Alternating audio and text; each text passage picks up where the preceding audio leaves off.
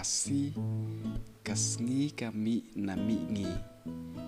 English, the sun rises in the east. Khasi kaya tho yangi kumta.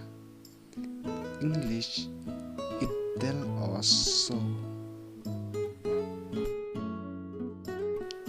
Khasi udon hayeng chongpi. English, is he in your house?